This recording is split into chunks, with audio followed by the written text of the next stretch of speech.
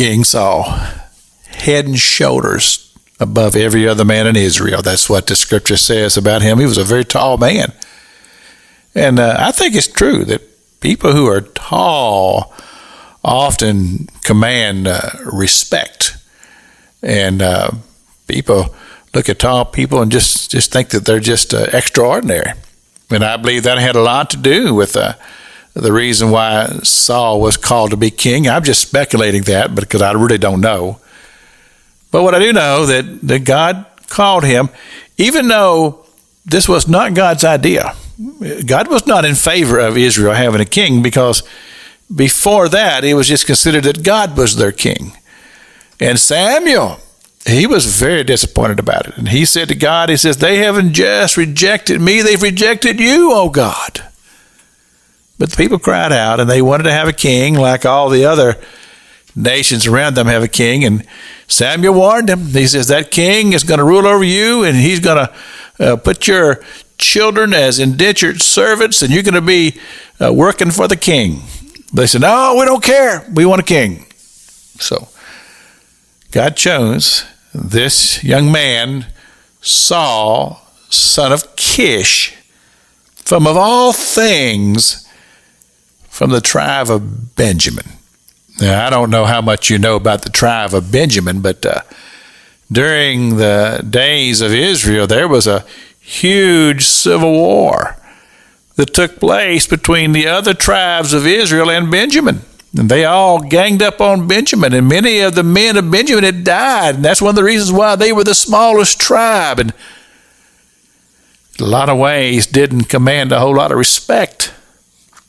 But God chose Saul from the family of Kish.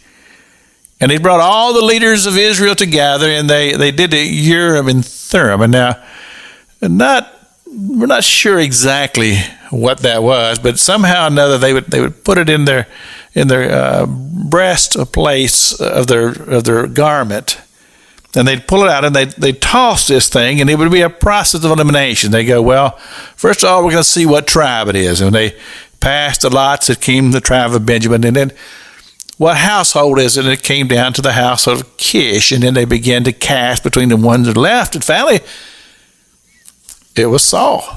And everybody was stunned. Saul? And then they said, well, where is he? And the Spirit of God says, well, he's hiding over there behind the stuff. I talked about this the other day. A pile of manure. Because Saul, even though he'd had this word from Samuel, was really not real sure of himself. And he was stunned probably more than anybody that God had chosen him to be the king. But as I said on Monday, God chose Saul because he thought he would have a heart that was pliable, that God could lead him spiritually.